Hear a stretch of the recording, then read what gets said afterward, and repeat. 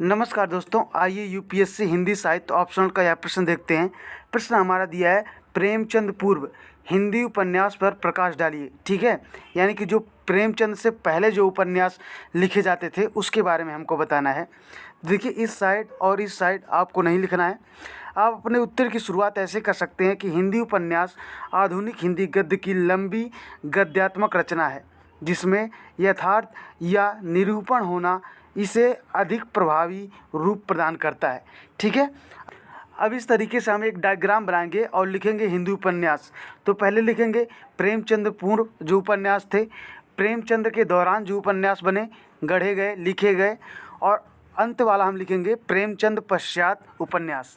ठीक है, अब देखिए, प्रेमचंद पूर्व हिंदी उपन्यास वस्तुतः उपन्यास विकास की प्रारंभिक अवस्था की दौर था वह, जिसका कालखंड 1840 से 1900 तक बीच जो लिखा गया था उसी को प्रेमचंद पूर्व कहते हैं, क्योंकि 1900 के बाद जो आता है वो प्रेमचंद कालीन उपन्यास आता है।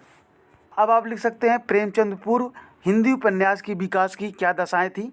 पहला पॉइंट आप लिख सकते हैं, पश्चिमी के उपन्यासों का प्रभाव, जिसमें अयथार्थपरकता, अति नाटकीयता, जादुई वाक्य उसमें होते थे, रोमांच से भरा हुआ होता था, रोमांचकता उसमें काफ़ी होती थी, इस पर महत्व दिया जाता था।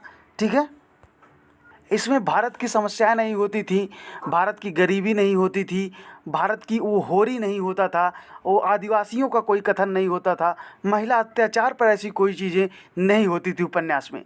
लेकिन जब हमारे प्रेमचंद आते हैं तो वो गोदान जैसा एक उपन्यास लिखते हैं जिसमें उन्होंने हर वर्ग को साधा है, अमीर गरीब, शहरी ग्रामीण, आदिवासी दलित, सबको उन्होंने साधा है। आप जब गोदान पढ़ेंगे तो आपको खुद ब खुद एहसास हो जाएगा। अगला पॉइंट आप लिख सकते हैं, तत्कालीन भारतीय दशाएं आदर्शवाद, हृदय परिवर्तन व गांधीवाद से प्रभावित थीं। अगला आप लिख सकते हैं, उपन्यास कला का मुख्य उद्देश्य मांग, मनोरंजन व आर्थिक लाभ कमाना रहा, सामाजिक सुधार आंदोलन का दौर। ठीक है, अगला पॉइंट आप लिख सकते हैं, फलतः प्रेमचंद पूर्व युग के हिंदी उपन्यास की कुछ उपधाराएं विकसित हुईं। अब वो उपधाराएं क्या क्या थी, आप ऐसे एक डायग्राम से लिख सकते हैं कि जादुई फिल्म के उपन्यास, तिलस्मी अय्यारी प्रधान उपन्यास, रोमांचकारी उपन्यास, उपदेशात्मक परक उपन्यास। ठीक है, इस तरह की गरीब की समस्या कोई नहीं दिखाना चाह रहा था प्रेमचंद से पहले।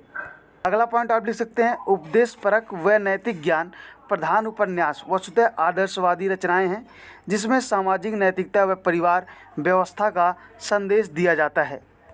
फॉर एग्जाम्पल, लाला श्रीनिवास दास का परीक्षा गुरु, भाग्यवती उपन्यास में भारतीय नाटक के पारिवारिक आदर्श की स्थापना की गई है।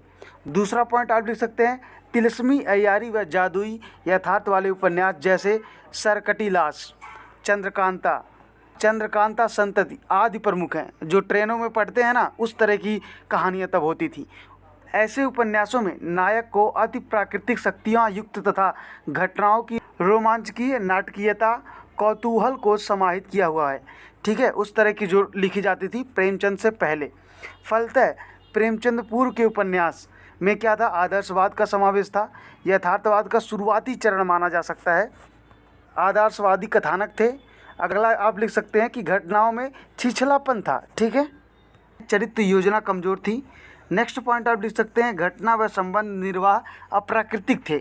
नेक्स्ट आप लिख सकते हैं, लेखनीय हस्तक्षेप का उच्च स्तर था, यानी कि लेखक जिस तरह से चाहे उसे तोड़ मरोड़ देता था। ठीक है, प्राकृतिक कुछ नहीं लगता था, ऐसा नहीं लगता था कि जो परिस्थितियां बन रही हैं उसी तरीके से उसमें जो कैरेक्टर हैं वो रिएक्ट कर रहे हैं। ठीक है, अब इतना सब लिखने के बाद आप अपने उत्तर का अंत इस निष्कर्ष से कर सकते हैं कि आदि के स्वरूप पाए जाने के क्रम में उपन्यासों के तत्वों का विकास शिशु अवस्था में मिलता है, यानी कि शुरुआती दौर है, जो प्रेमचंद व उनके बाद के युगों में आधार बनता हुआ दिखाई देता है। Thank you so much for watching this lecture.